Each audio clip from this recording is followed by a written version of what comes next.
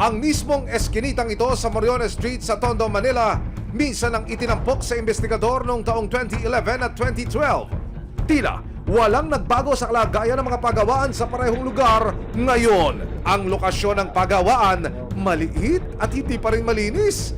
Ang palangganang ito kamukhang kamuka sa ginagamit nila ngayon. At higit sa lahat, nakahubad pa rin ang mga mano-manong gumagawa ng mga candy at walang suot na anumang gloves at hairnet. Mga sir, instant pampalasa po ba yan sa ating candy? Dahil sa mapapait na katotohanang nalaman ng resibo, inilapit namin sa Sanitation Department ng Manila City Hall ang mga natuklasan. Isang bahay sa Prudential Street ang unang pinuntahan ng mga inspektor. Sa City Hall po, regarding this operation ninyo, Nagkagawa po kayo ng candy. kasi nagpa-process ka, kasi nanapakan namin ng permit.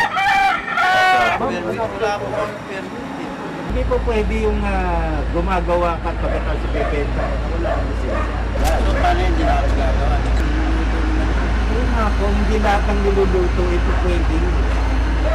Sa isa pang bahay, ang mga kaldero at banyera nasa tabi lang ng nilalangaw na basurahan at maging ng inidoro. Ibig sabihin, gumagawa kayo pag may order. Depende po sa dami. Dapat kasi provided pa rin kayo na ng mga permits. Hindi na po basta... Halimbawa, kung gusto namin kumuha ng permit, saan po kami makakakuha ng yung ano talaga? City Hall po. Sa City Hall. Saan po ninyo nade-deliver yung mga order po? Dinidistribute po nila sa mga nag-order dito sa kanila. Ano po ang plano nyo pong gawin? Isusunod po kami doon sa ano nila po para kumuha po ng permit, proper sanitary po, para tuloy-tuloy din po yung business namin na hindi po siya.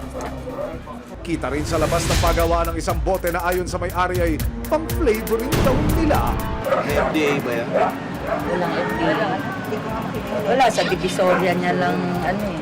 Actually, lahat doon mali eh.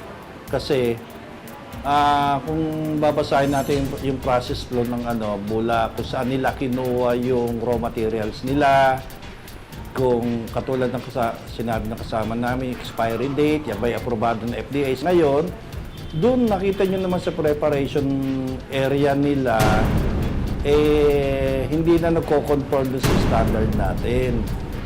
Tapos, yung mga gamit nila, nandun sa labas, doon nagtitimpla, yung mga resources nila, nakakategory natin as doubtful source. Pati yung tubig, nagagamitin nila.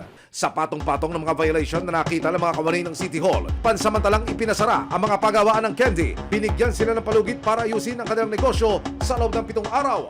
Bibigyan nila Doc ng consideration niya para makapagtayo ng isang livelihood na may giya, may guide ng mga inspector natin kung paano pag-process, siguro pagkuha ng health certificate bago nila hawakan yung pagkain na ipoproseso nila.